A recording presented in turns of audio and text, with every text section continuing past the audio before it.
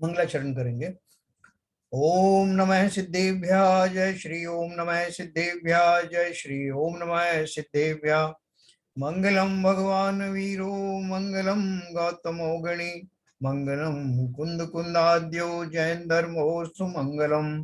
सर्वमंगल मांगल्यम सर्व कल्याण कारकम प्रधानम सर्वधर्माणां जैनम जयतु शासनम जैनम जयतु शासनम जैनम जयतु शासनम। योगेंद्र देव द्वारा विरचित परमात्म प्रकाश ग्रंथ अध्याय नंबर 2 मोक्ष मोक्ष अध्याय जिसे कहते हैं, उसके हमने 135 दोहे पढ़े और 135 दोहे के माध्यम से हमने न केवल आत्मा के स्वरूप को जाना, न केवल संसार के स्वरूप को जाना, बल्कि इस असार संसार से, इस दुखमय संसार से जो जीव निकलना चाहते हैं उसकी विधि भी योगेंद्र देव ने भली प्रकार से बताई। तो देखो, एक अनुपम संगम है। यहाँ द्रव्यान योग के साथ साथ द्रव्यान योग बताते बताते चरणान योग का वर्णन कर दिया कि हमें क्या करना है। वास्तव में तो चरणान योग की कोई आवश्यकता है नहीं। द्रव्यान योग आपके समझ में आ जाए, इसके लिए चरणान योग की आवश्यकता है।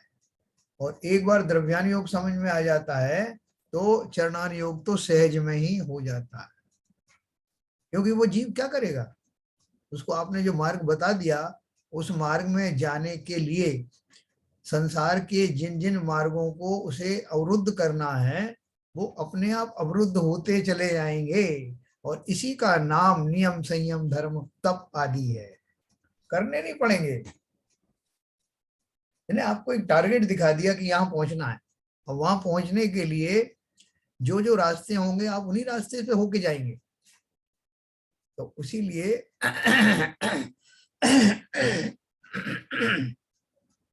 जो ये बात कही जाती है कि ऊपर ऊपर की भूमिकाओं में निवृत्ति रूप संयम होता है, उसका अर्थ यही है कि नीचे की भूमिकाओं में जीव अपने आप की तैयारी करके उन भावों में प्रविष्ट होता है। और जैसे ही वो भाव उसके स्वाभाविक भाव बनने लगते हैं, वो देखता है पीछे मुड़ के कि वो सारे नियम संयम जो चरणान योग में बताए हैं वो अपने आप पालन हो रहे हैं। जैसे कोई पहाड़ी के ऊपर में कोई एक मंदिर बना है और वहां से अनाउंसमेंट हो कि आपको यहाँ आना है, तो अब नीचे जाने वाले जो लोग हैं जो जाएंगे वहां तक पहुंचेंगे, उनकी पहुंच वहां तक है। और अनजाने में भी उन्हीं रास्तों पर चलेंगे जो पहाड़ी तक पहुंचता है। ऐसे ही वो नियम संयम आदि ऊपर की भूमिकाओं में अपने आप स्वतः ही धारण हो जाते हैं।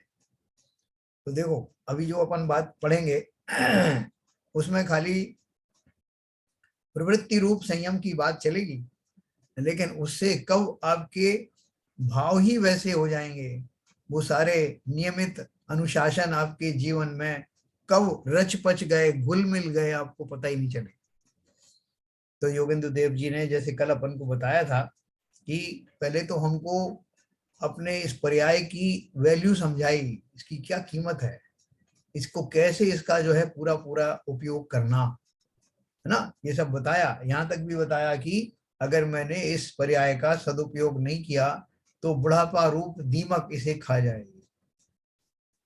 तो बहुत से तो ऐसे भी अभागे हैं कि जिनको जवानी में ही जिनकी शाम हो गई, कोई गारंटी नहीं कि बुढ़ापे तक भी पहुंचेंगे।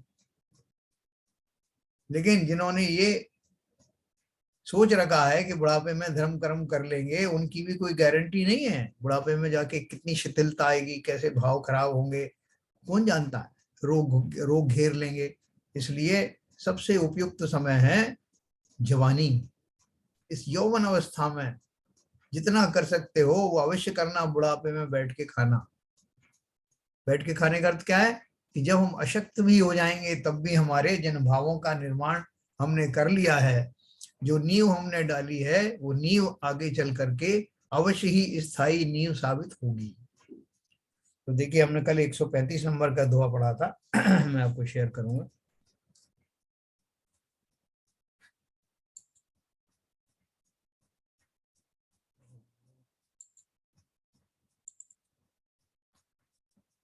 135 में हमने पढ़ा था कि हमने पढ़ा था एक इंद्री से दो इंद्री, तीन इंद्री, चार इंद्री, फिर सैनी पंचेंद्री, त्रियंश, फिर सैनी पंचेंद्री, मनुष्य बनना कितना दुर्लभ है।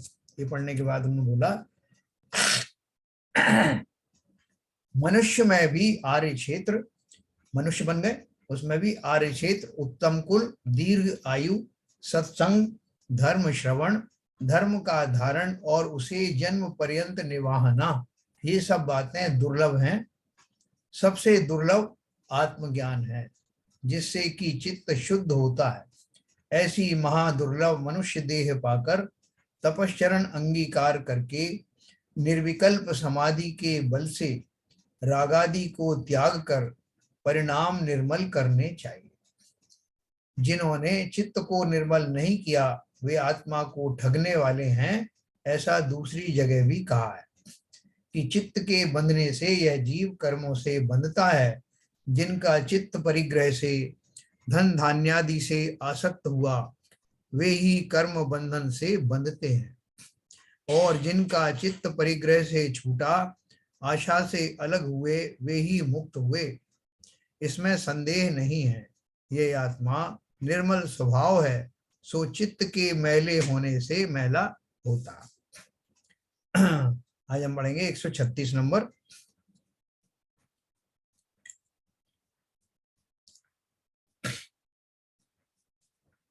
ये पंचदी कर हरणाजी मोकला मचारी चरिवी असे सुबी विषय बणु कुणुपाण संसारी। हे पंचिंदी करहड़ा जिय मोकला मचारी चरिवी असे सुबी विषय बणु है ना विषयों का वन, पुणुपाड़ संसार, बार बार संसार में ढकेलने के लिए।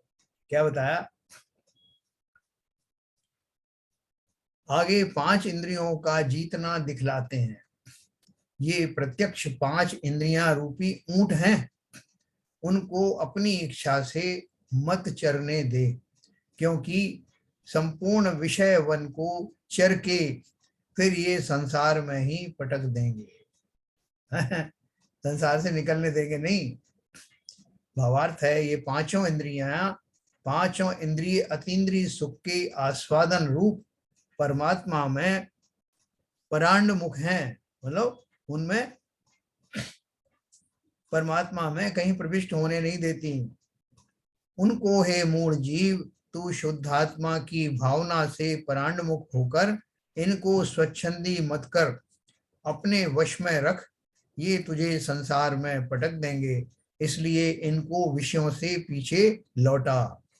संसार से रहित जो शुद्ध आत्मा, उससे उल्टा जो द्रव्य क्षेत्र काल भव भाव रूप 5 प्रकार का संसार, उसमें ये पंचेंद्रिय रूपी ऊंट स्वच्छंदी हुए विषय वन को चर के जगत के जीवों के जगत में ही पटक देंगे, ऐसा तात्पर्य जानना। है ना। पंचेंद्रिय को तो बहुत गालियां दी बहुत बार, लेकिन वास्तव में पंचेंद्रिय तो शरीर का ही भाग है ना, और शरीर पौद्गलिक होने के कारण आत्मा के डायरेक्ट कंट्रोल में तो है नहीं। हाँ, ये बात अवश्य है कि उनमें निमित्त नैमित्तिक संबंधों के कारण जैसे भाव होते हैं जीव के, वैसा ही अगर वैसी काललब्धि आई है तो पंचेंद्रिय मन और शरीर सब उसी रूप से उसी तरह से वो कन्वर्ट हो जाते हैं। आगे ध्यान की कठिनता दिखलाते हैं, क्योंकि हमारे जो ध्यान जो जिसे बोलते हैं एकाग्र चिंता निरोधस्य ध्यान है, यानी ध्यान में एकाग्र एक विषय का चिंतन चलता है, उसे ध्यान कहते हैं। इसलिए ध्यान के 4 भेद जो बताए, उसमें आर्त ध्यान भी है, क्योंकि उसमें भी एकाग्र होने की एक विषय वस्तु तो है, लेकिन वो खोटी विषय वस्तु है आर्त और रौद्र ध्यान के लिए। और धर्म ध्यान और शुक्ल ध्यान श्रेयस्कर ध्यान है, और लेकिन वो ध्यान लगाने में कठिनाई क्या आती है, कौन उसमें उपसर्ग करता है? ध्यान की कठिनता दिखलाते हैं। हे योगी, ध्यान की गति महाविषम है, क्योंकि चित्त रूपी बंदर चपल होने से निज शुद्धात्मा में स्थिरता को प्राप्त नहीं होता, क्योंकि इंद्रिय के विषयों में ही सुख मान रहा है, इसलिए उन्हीं विषयों में फिर अर्थात बार बार जाता। भावार्थ है, वीतराग परम आनंद समरसी भाव रूप अतीन्द्रिय सुख से रहित जो यह संसारी जीव है, उसका मन अनादिकाल की अविद्या की वासना में बस रहा है। अनादिकाल की जो अविद्या क्या है? विद्या तो है अपना आत्मधर्म में लगना, और अविद्या उसके विपरीत है। इसलिए पंचेंद्रियों के विषय सुखों से आसक्त है। इन जगत के जीवों का मन बारंबार विषय सुखों में जाता है और निज स्वरूप में नहीं लगता है, इसलिए ध्यान की गति विषम है। देखो, मनुष्य को कितने सारे जानवरों की उपमा दी जाती है, अलग अलग कारणों से अलग अलग उसका नाम दिया जाता है। जब वो गृहस्थी का बोझ ढोता है, बिना किसी विवेक के ढोता है, तो उसे गधा कहा जाता है। जब वो विषय आदि में बहुत रमणता है, काम आदि में बहुत रमणता है, तो उसको स्वान की उपमा दी गई।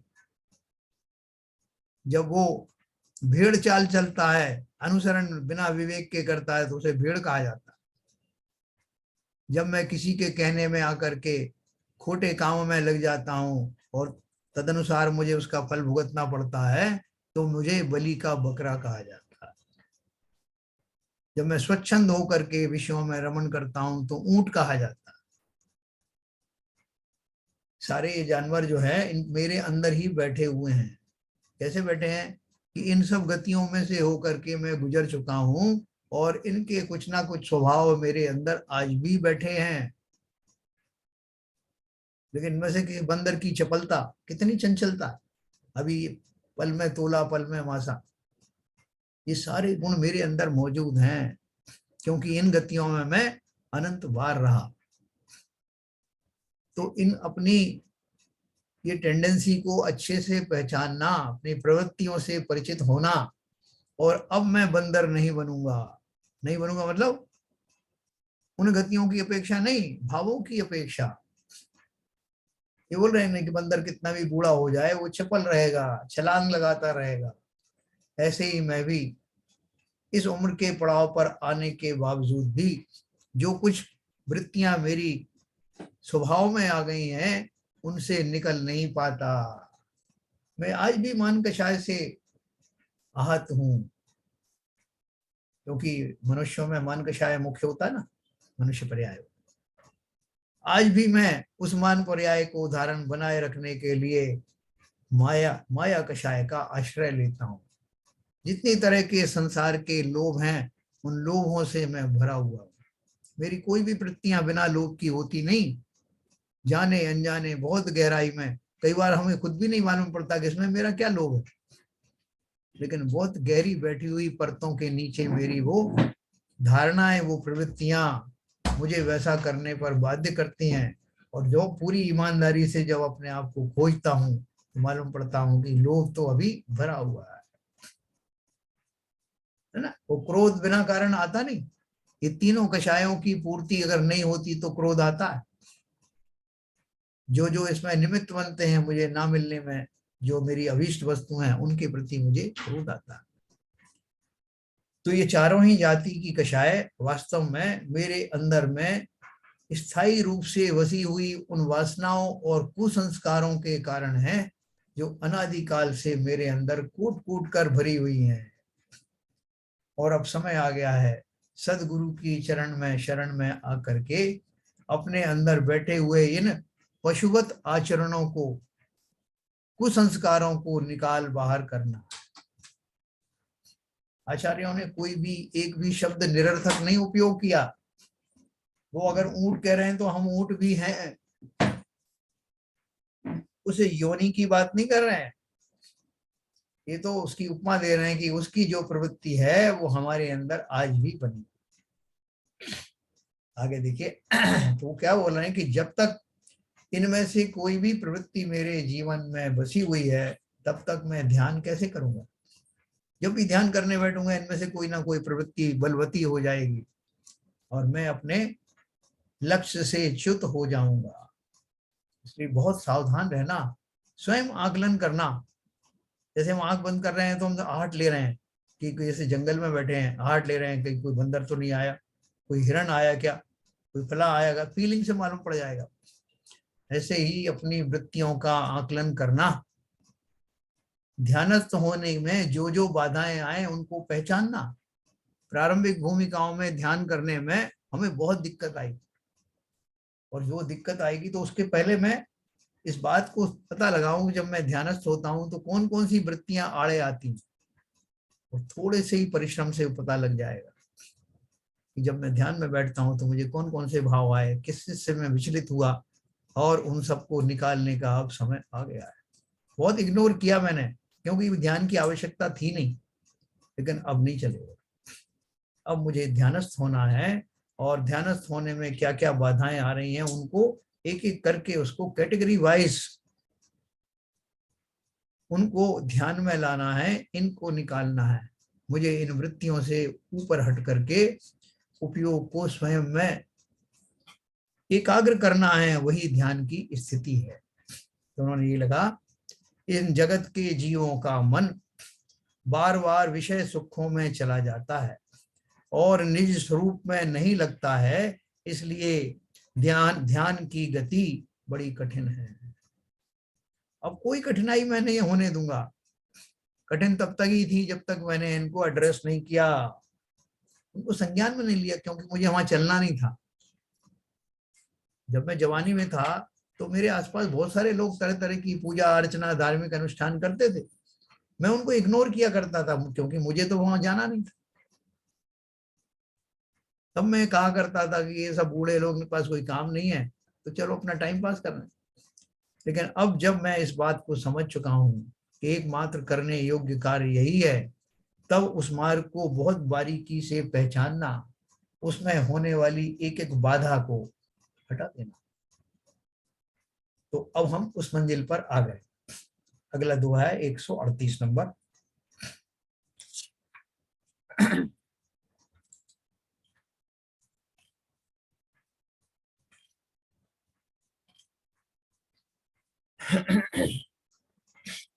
विषय सुहैवे दिवहड़ा पुण दुख परिवाणी भुल्लऊ जीवम बाहि तू अपन खंदी कुहाड़ी।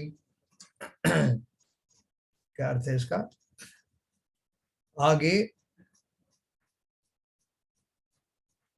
अच्छा 137 में और एक पार्ट है शायद।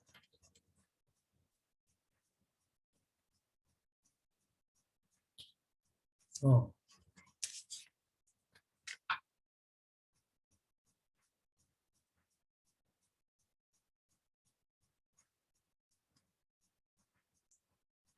137 का एक पार्ट और है। जो जो वही जो जोग वही दंसणु नाणु चरितो हो यवि पंच बाहिरौ झायंतौ परमत्थु। इसका अर्थ अपन देखते हैं। आगे स्थल संख्या के बाह्य जो प्रक्षेपक दोहे हैं, मतलब एडिशनल जो दोहे उसमें से जो उपजते हैं उनकी बात कर रहे हैं, उनको कहते हैं वही ध्यानी है जो पंचेंद्रियों से बाहर होकर निज परमात्मा का ध्यान करता हुआ दर्शन ज्ञान चारित्र रूपी रत्नत्रय को पालता है, रक्षा करता है। भावार्थ है जिसके परिणाम निज शुद्धात्म द्रव्य के सम्यक श्रद्धान ज्ञान आचरण रूप निश्चय रत्नत्रय में ही लीन है, जो पंचम गति रूपी मोक्ष के सुख को विनाश करने वाली और पंच परमेष्टि की भावना से रहित ऐसी पंचेंद्रियों से जुदा हो गया है, वही योगी है। योग शब्द का अर्थ ऐसा है, योग किसे कहते हैं कि अपना मन चेतन में लगाना। वह योग जिसके हो वही योगी है, वही ध्यानी है, वही तपोधन है, यह निस्संदेह जानना। अपन योगी शब्द कहते हैं ना, और वास्तव में योगी किसे कहते हैं? परम योगी कौन है? जिनेंद्र देव को परम योगी कहते हैं। हमारे यहाँ तो योग की बहुत बड़ी बड़ी व्याख्याएं हैं। एक योग तो वो है जो आत्मा के परिस्पंदनों के कारण जो जो वाइब्रेशंस होते हैं, जिनसे आश्रव आदि में जो निमित्त बनते हैं, वो उनको भी योग कहते हैं। और यहाँ जो योगी जिसको कहा गया है, हम योगी किसको भी कहते हैं? जोगी कहते हैं। जो कोई यति हैं, मुनिराज आदि हैं, उनको भी जोगी कहते हैं। और योग का अर्थ क्या है? योग अवश्य, योग का मतलब जुड़ाव है, प्लस एडिशन। तो दो वस्तुओं के जुड़ाव को योग कहते हैं। यहाँ कौन सी दो चीजें जुड़ रही हैं? लिख दिया, अपना मन चेतन में लगाना। तो क्या जुड़ा हुआ है इसमें? कि मैं जो वर्तमान पर्याय में जिस स्वभाव में से होकर गुजर रहा था, वहां की सारी वृत्तियों को हटा करके और अपने पूर्ण उपयोग को वहां लगाना जहां लगाना श्रेष्ठतम है, उस वृत्ति का नाम योग है। यानी समस्त उन स्थानों से उपयोग को हटाकर जहां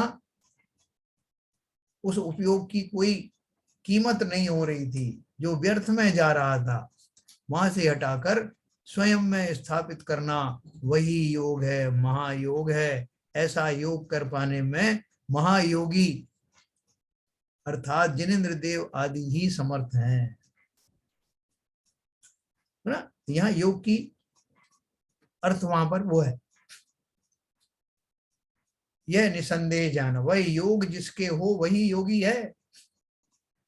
ये योगी, तुमने अपने मन को समस्त संसारी वस्तुओं से हटाकर कहाँ स्थापित किया है, वही वास्तव में उसका स्थान है। इसलिए उसमें जुड़ जाने के कारण तुम योगी हो। वह योग जिसके हो वही योगी है, वही ध्यानी है, वही तपोधन है, यह निस्संदेह जानना। तो अगला अपन ने 138 पढ़ा था। आगे पंचेंद्रियों के सुख को विनाशिक बतलाते हैं। विषयों के सुख 2 दिन के हैं, फिर बाद में ये विषय दुख की परिपाटी हैं। है?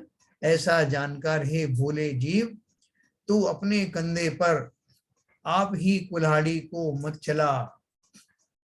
ये विषय क्षणभंगुर हैं, बार बार दुर्गति के दुख के देने वाले हैं। इसलिए विषयों का सेवन अपने कंधे पर कुल्हाड़ी का मारना है, अर्थात नरक में अपने को डुबोना है। ऐसा व्याख्यान जानकर विषय सुखों को छोड़ वीतराग परमात्मा सुख में ठहरकर निरंतर शुद्धोपयोग की भावना करनी चाहिए, है ना। जहां जहां चाहिए शब्द लिखा है या करो शब्द लिखा है, वो सब चरणान योग के सूचक हैं, है ना।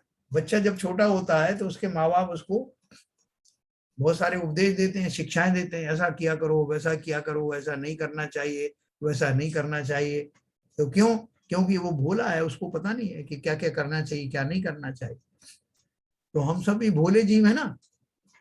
तो ये जो मुनिराज हैं, आचार्य आदि हैं, ये हमको हमारी मन स्थिति को जानकर, हमारी वर्तमान अवस्था को पहचान कर हमें उन्हीं शब्दों में संबोधित कर रहे हैं कि भैया ऐसा मत करो।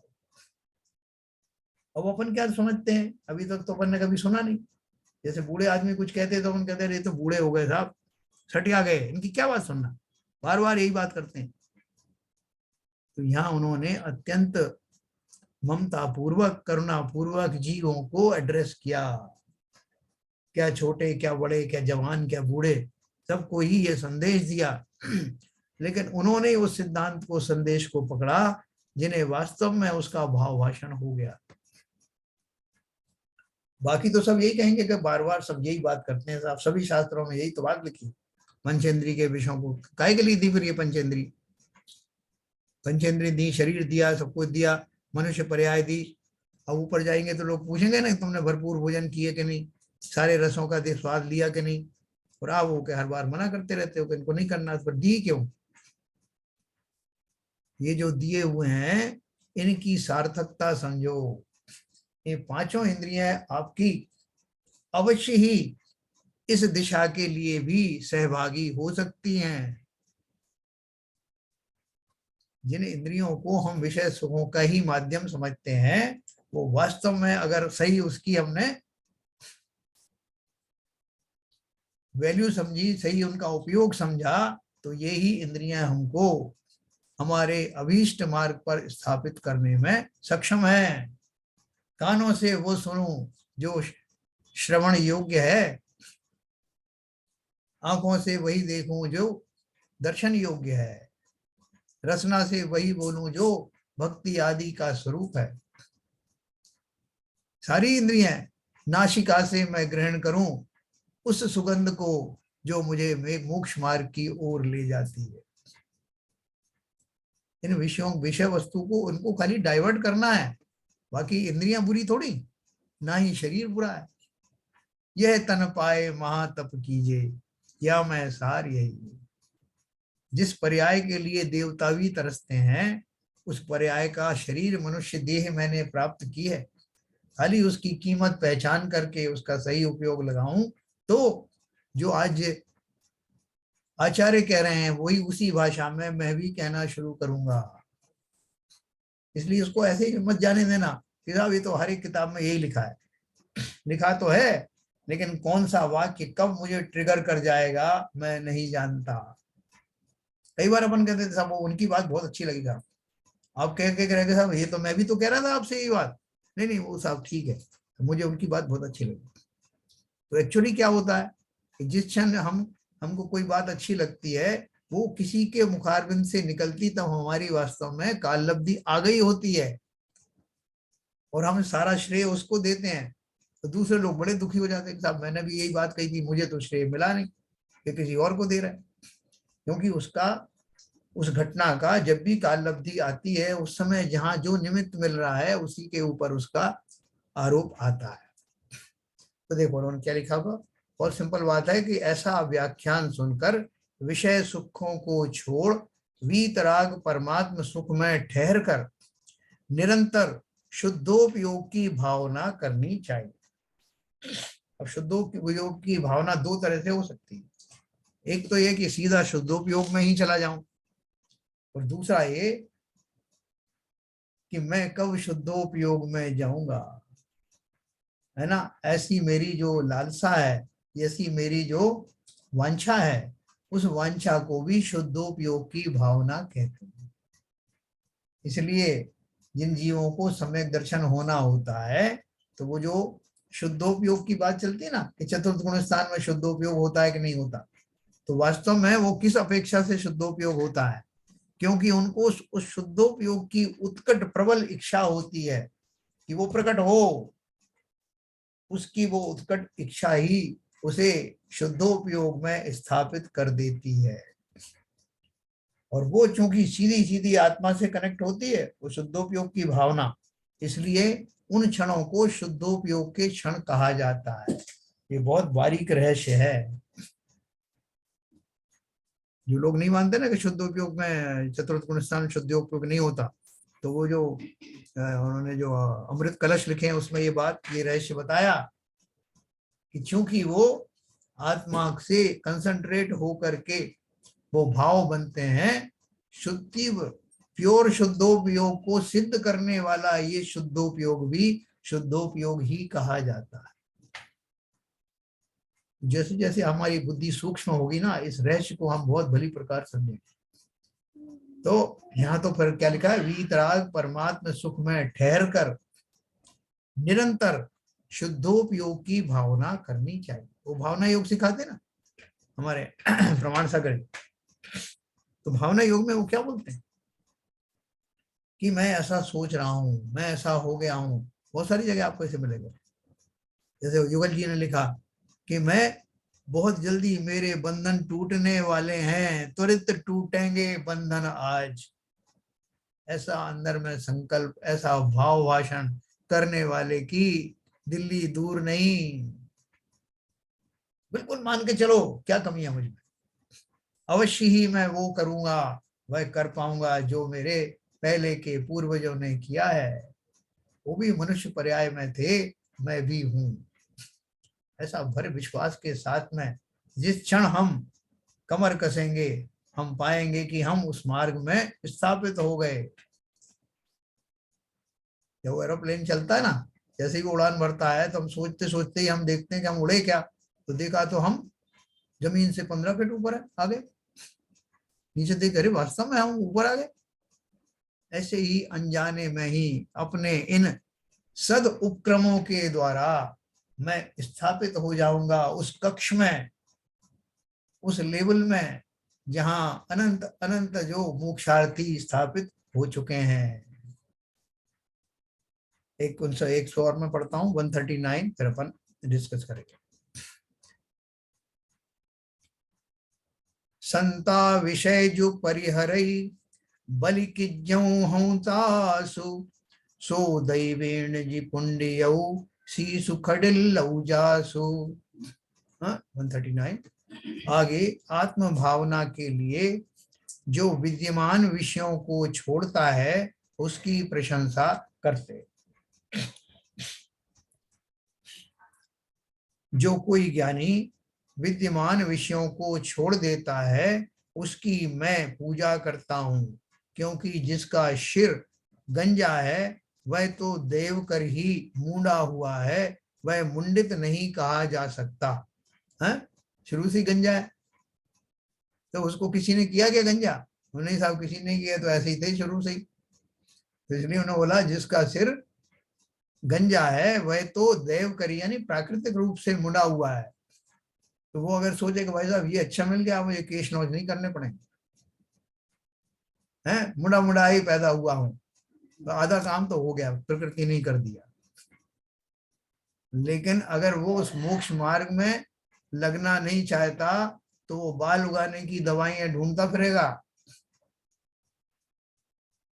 ऐसा कौन सोचेगा कि प्रकृति ने मुझे इसलिए गंजा किया है कि मुझे केश नौच ना करना पड़े। वास्तव में केश नौच करना वो कोई प्रक्रिया मात्र नहीं है, उस प्रक्रिया के अंदर देह से कितना ममत्व है इसकी परीक्षा होती है ना। तो अब क्या बोल रहे हैं, जो देखने में मनोज्ञ ऐसा इंद्रियन की का विषफल उसके समान ये मौजूद विषय हैं, ये वीतराग शुद्धात्म की प्राप्ति रूप निश्चय धर्म स्वरूप रत्न के चोर हैं। उनको जो ज्ञानी छोड़ते हैं उनकी बलिहारी श्री योगेंद्र देव करते हैं, अर्थात अपना गुणानुराग प्रकट करते हैं। जो वर्तमान विषयों के प्राप्त होने पर भी उनको छोड़ते हैं वे महापुरुषों कर प्रशंसा योग्य हैं, अर्थात जिनकी संपदा मौजूद है वे सब त्याग कर वीतराग के मार्ग को आराध हैं। वे तो सत्पुरुषों से सदा ही प्रशंसा के योग्य हैं।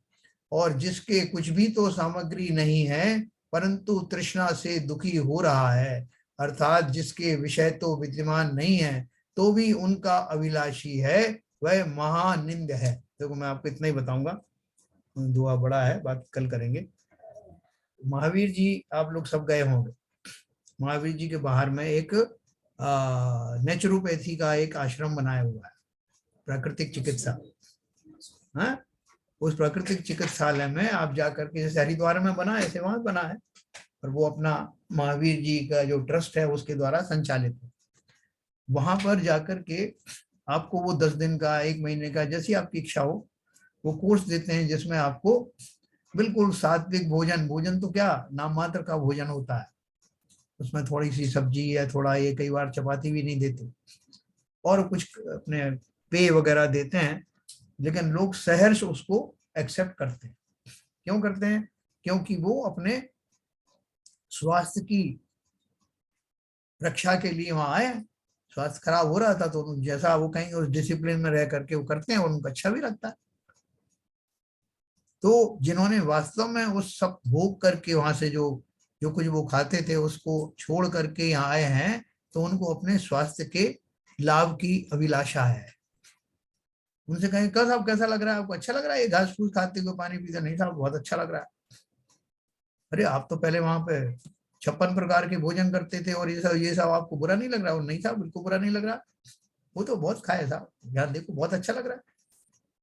रोज जब वो पूछता है आपका जो गुरुजी हैं कैसा लग रहा था, बहुत बढ़िया लग रहा था, आप तो बहुत चाय वाय पीते थे वो, तो इसे अभी ये काढ़ा पसंद आ रहा है।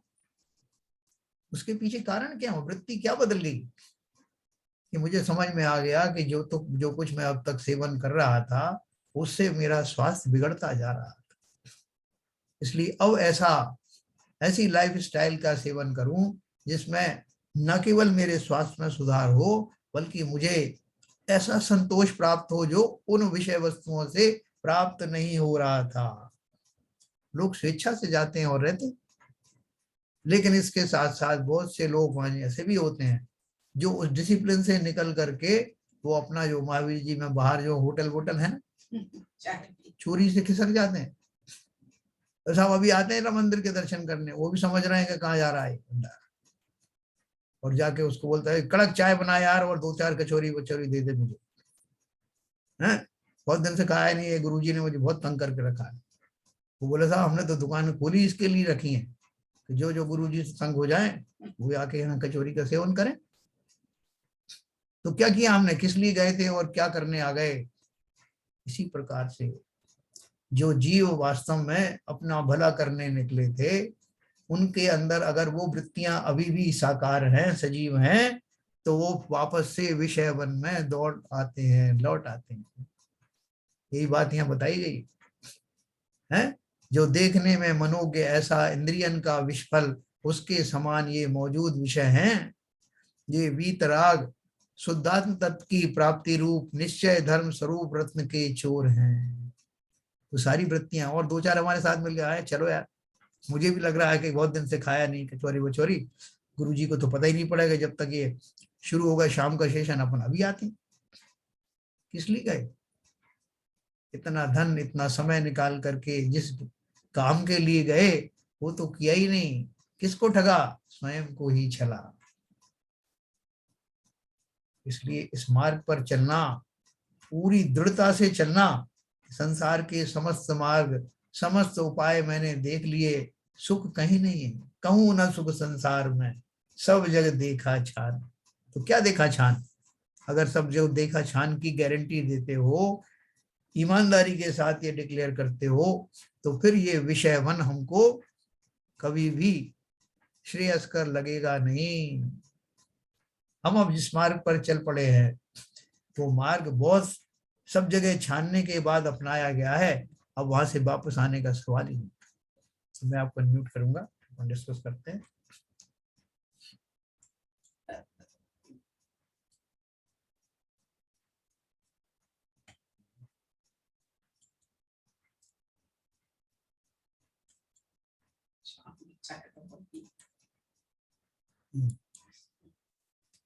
हाँ सर।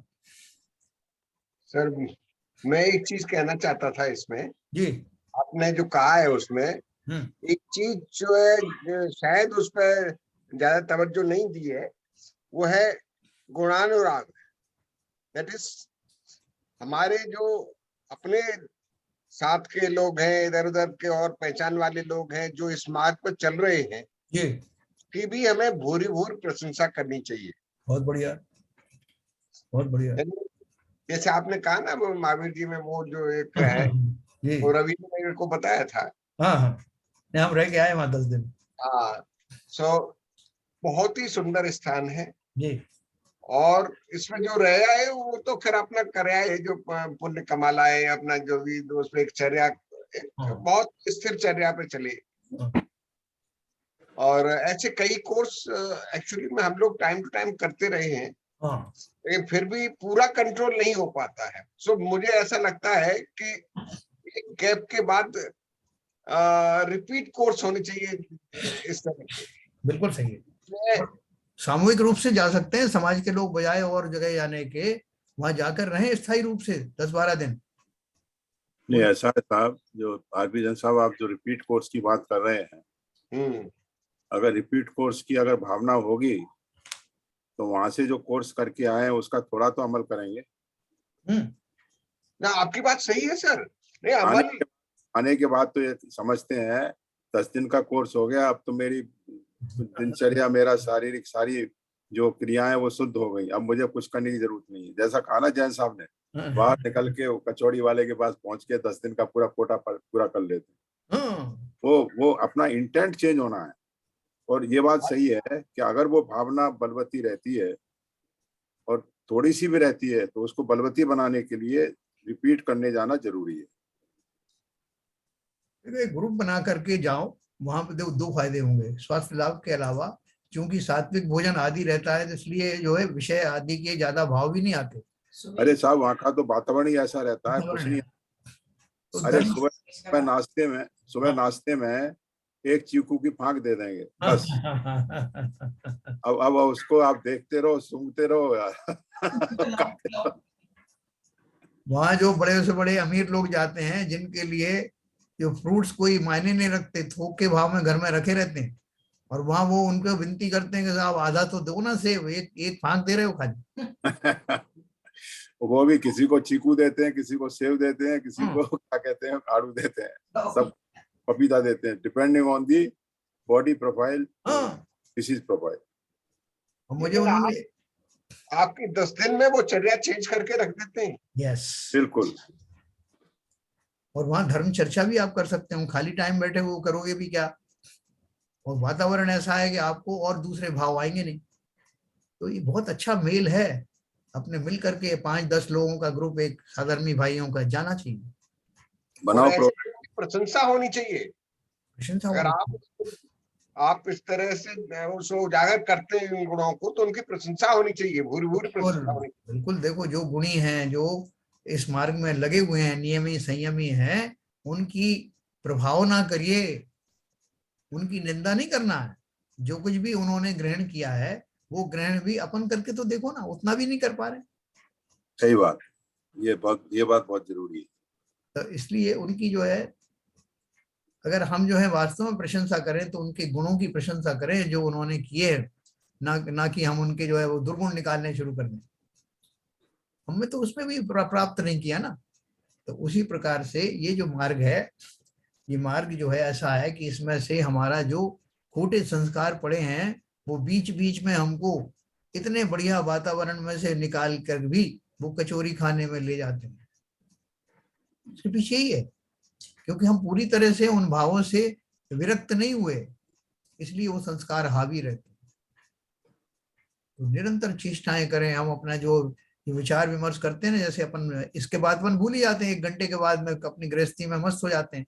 लेकिन वहां आपको 8-10 दिन का जो समय मिलेगा, सुबह जाइए आप मंदिर में पूजन करिए, बीच में शाम को जाइए आरती करके आ जाइए, इतना समय देते हैं क्योंकि जैन है, और सब बाकी सारे समय में आप ये सब डिस्कस कर सकते हैं। एक्सपेक्टेड कम से कम डेट अभी कौन सी हो वो तो डिसाइड कर दो कि कौन से महीने में चल सकते हैं। देखो साहब, उसका प्लान संडे या मंडे को कर लेंगे, कौन सी डेट होगी। सुनिए सैलन जी, हाँ। इसके लिए मुहूर्त निकालने की जरूरत नहीं है। कभी भी नहीं, रिजर्वेशन वगैरह करना पड़ेगा ना। तो जैसे अभी कर लेते हैं कि भाई जुलाई में चलना है, किसी जून में चलना है, जून में चलना है तो कौन सी तारीख को चलना है, उसी हिसाब से। मैं रेडी हूँ, मेरी 9 तारीख की बुकिंग है, 9 अगस्त की। कहाँ की? महावीर जी की। अरे वाह, देखो आप आरपी जैन साहब छुपे रुस्तम निकले। अपन तो अभी नहीं तो बुकिंग तो 3 महीने क्या है, क्योंकि बहुत एडवांस में करानी पड़ती है ना आजकल। बिल्कुल बिल्कुल बिल्कुल। देखो अब इसके पीछे अपना जो भाव है वो भाव पिकनिक का नहीं है। भाव ये है कि ऐसे वातावरण में जहाँ खान पान भी शुद्ध हो, नियमित हो, संयमित हो, तीर्थ का सहारा हो, धार्मिक वातावरण हो, स्वास्थ्य का भी लाभ और आंतरिक स्वास्थ्य का भी लाभ। नेचुरोपैथी के लिए जा रहे हैं। नेचुरोपैथी नहीं, आप उसके लिए जा रहे हैं? नहीं, मैं नेचुरोपैथी के लिए नहीं, मैं जनरल महावीर जी के दर्शन वगैरह। हाँ, वैसे मेरे पास नंबर है उसका। हाँ, नेचुरोपैथी। असली नेचुरोपैथी क्या है? प्रकृति के समीप रहना। प्रकृति क्या चाहती है कि समस्त विकारों से रहित हो जाओ। वो प्रकृति की गोद वास्तव में आपका इंतजार कर रही है। इन भावों का जहां वातावरण मिले, उन भावों की प्राप्ति के लिए जाना। हम पिकनिक के लिए थोड़ी जा रहे हैं। अंतर बाहर दोनों तरह का स्वास्थ्य लाभ के लिए जाएं, और ऐसे स्वजनों के साथ जाएं जो वहां आपको विषयों में नहीं ढकेले हैं कि चलो एक कचौरी तो खाई आते हैं और गुरुजी से छुप के खाने का अलग ही मजा है। ऐसे तो SSY के विपස්සना के कितने 10-10 दिन के 1 हफ्ते के कोर्स हैं, जहाँ पे आपने मोबाइल नहीं रखा, वहां पे कुछ कम्युनिकेशन मीडियम नहीं था, किताबें नहीं थी आपके पास पढ़ने के लिए। बिल्कुल, ये चीजें असर तो करती हैं sir. No newspaper, no TV. वो एनसी जैन साहब से बात करना, सीवी जैन साहब, वो जो ध्यान की बात थी ना अपने, जो पोस्टपोन हो गई थी, आप डेट फाइनल करो ना। अपन बात करेंगे बाद में। चलिए ठीक है सर। तो ये जो इन्होंने जो कहा योगेंदु देव जी ने आज जो कहा, वो हमारे लिए कोई नई बात नहीं थी कि साहब मैं विषयों से हटूं और पंचेंद्री के विषयों से हट करके यहाँ जाऊं। ये बात जो है कोई नई बात नहीं है, हमने इतनी बार सुनी है कि अब हम इम्यून हो गए हैं। अरे साहब सब लोग यही बात करते हैं, इससे आगे कोई बात हो तो कहो। इससे आगे की बात क्या है? इससे की आगे की बात तो वो है कि उस रास्ते पर चलने के बाद अगर उसमें आनंद ना आए तो आचार्यों ने गारंटी दी है कि वापस चले जाना उसी अपने चिर परिचित रास्ते पर, और अगर तुम्हें वो फिर से दुखद ना लगे तो फिर कहना। बोले महाराज उस रास्ते पर चलने के बाद तो फिर वापस लौटता है क्या कोई? बोले यही तो हम कह रहे हैं कि अभी तक जो बात कही है उस बात को क्रियान्वित करना, उस मार्ग पर 1 इंच तो आगे बढ़ो। उसकी तरफ जाते ही जो ठंडी हवाएं तुम्हारा स्वागत करेंगी तो वापस लौटने का मन होगा नहीं। ये सारे जो जितने भी यो मनीषी आगे बढ़े वैसे ही तो बढ़े। साहस करके आगे बढ़ना और अवश्य ये हमें लक्ष्य की प्राप्ति होगी। इसमें मुख्य बाधा क्या आती है? इसमें हमारे साहस की कमी है, हमारे कर्म का जो है उदय ऐसा चल रहा है, या हमारी वृत्ति ऐसी है कि हमें उसमें कुछ लाभ दिखाई नहीं देता। इन तीनों में से क्या कारण हो सकता है? मेरे हिसाब से प्रमाद ज्यादा असर डाल दे। लिथार्जी, प्रमाद। मेरा प्रमाद ही मेरे को रोकता है। बाकी हमको समझ में आ गया कि सब ये सही है रास्ता जो बताया। फाइनेंशियली कोई ऐसी प्रॉब्लम है नहीं, दिमाग से कोई प्रॉब्लम है नहीं। कहाँ रुकते हैं हमारे पैर? सही बात है। प्रमाद के साथ में ये भी है कि जो वेद विज्ञान तो नहीं है, सही माना नहीं है, अंतर से माना नहीं है। वास्तव में जड़ तक नहीं पहुंचे हैं हम लोग। हाँ, बेसिक रीजन तो प्रमाद है तो वेद विज्ञान की चेष्टा ही नहीं होगी। देखो वेद विज्ञान जो है रुचि पूर्वक होता है। रुचि किसकी हो? मुझे सुख चाहिए, सुख चाहिए जिन जीवों को, वो हमें सुख की भी इतनी वो नहीं होती प्रबल इच्छा। हम ठीक है जहां चल रहे हैं वहीं उसी में मिल गया सुख, तो सुख क्या? सुख की वास्तविक परिभाषा हमने आज तक जानी नहीं, जानना भी नहीं चाहते। सोच रहे हैं कि जिस तरह से जैसा जीवन चल रहा है उसमें से ही कभी सुख निकल आएगा। इसलिए हमने भरपूर उस रास्ते की ओर कभी कदम बढ़ाया नहीं। सुख किसे कहते हैं? मैं सुखी हूं क्या? नहीं हूं। अब देखो 90% लोगों से पूछो जो कि इनकी दिनचर्या बराबर चल रही है, उनसे बोलो कि भाई लोग बोलते हैं संसार में दुख है, आप दुखी हो क्या? तो नहीं, कोई दुखी नहीं साहब। अब छोटी मोटी प्रॉब्लम आती है साहब, वो तो संसार में आती रहती है, वो ठीक हो जाती है, तो सुखी तो है ही। जो आचार्य कह रहे हैं उसके विपरीत कहते हुए लोग मिलेंगे आपको, ऊपर ऊपर जरूर कह देंगे।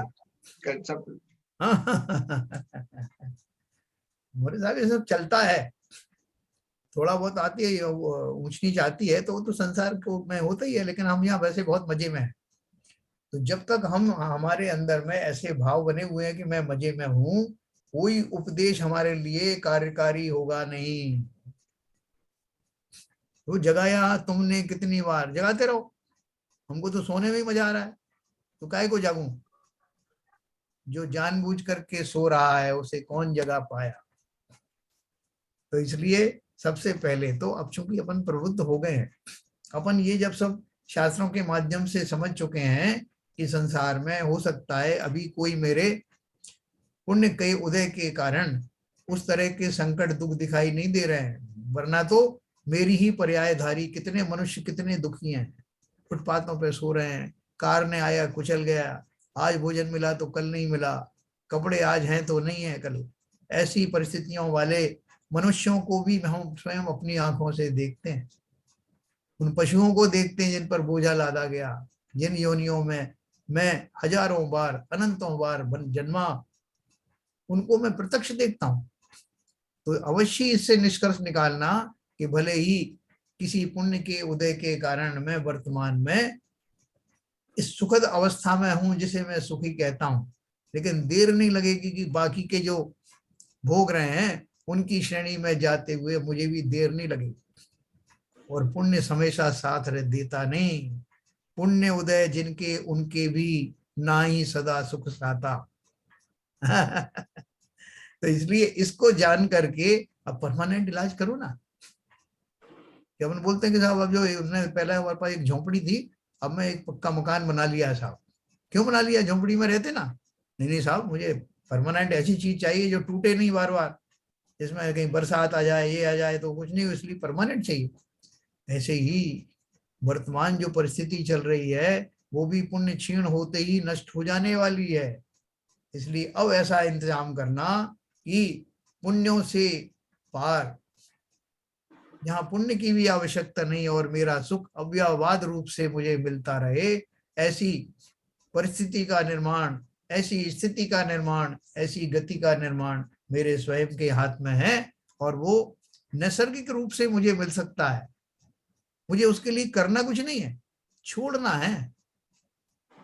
जो कुछ मेरे पास है, जिनमें मैं उलझा हुआ हूं, उन भावों को छोड़ते ही मैं अपने स्वभाव रूपी महल में प्रविष्ट हो जाऊंगा, इसकी गारंटी है।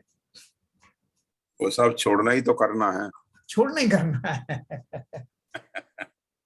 ये तो अपना आचरण है। और क्या बोलते हैं, कह रहे ना करना कुछ नहीं, छोड़ना है तो वही तो करना है। देखो वास्तव में आपने बहुत सही बात कही। जो चारित्र शब्द आता है ना, निश्चय चारित्र, जिसमें कहते हैं कि अपने स्वरूप में पूर्ण उपयोग लगा करके उसमें स्थापित हो जाना ही उत्तम चारित्र है जी। तो वो भी कहा जाता है कि वहां जाकर के स्थापित हो जाओ। वही तो कह रहा हूँ। वास्तविक स्थिति क्या है? अपने समस्त विभाव भावों से हटते ही चारित्र दशा प्रकट होती है, अपने आप हो जाता। कहा जाता है ऐसा उपयोग में लगाओ। जब उपयोग सब जगह से हट गया तो कहाँ जाएगा? तो एकदम नेचुरल स्थिति है। नेचुरल सुख जब भी मिलेगा नेचुरल ढंग से ही मिलेगा, कोई आर्टिफिशियल ढंग से नहीं मिलने वाला। तो चलिए अपना अपन इस ओर सोचें कि कैसे मैं अपना स्थायी सुख का प्रबंध करूं, और हम सबके पास उसका जो है तरीका अपने अपने ढंग से सोचने का विद्यमान है। हम सब वैसा करेंगे। और जो मैंने बताया, ऐसी जगहों पे जाएं, सामूहिक रूप से जाएं जहाँ की धार्मिक अनुष्ठान का वातावरण उत्पन्न हो, अवेलेबल हो। तो आज की बात अपन इसी भावना से समाप्त करते हैं। कल फिर अपन विषय करेंगे जिनवाणी स्थिति का।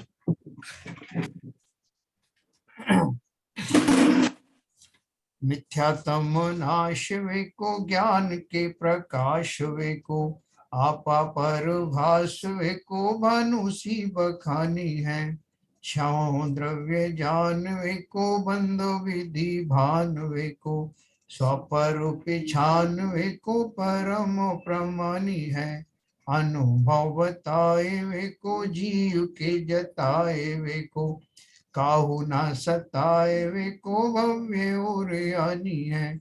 जहाँ तहाँ तार वे को, पार के उतार वे को, सुख विस्तार वे को, यही जिनवाणी है। हे जिनवाणी भारती, तो जपू दिन रैन, जो तेरी शरणा गए सो पावे सुख चैन। जा वाणी के ज्ञान ते सूझे लोकालोक, सो वाणी मस्तक धरूं सदा देत हूँ धो। जिनवाणी माता की जय।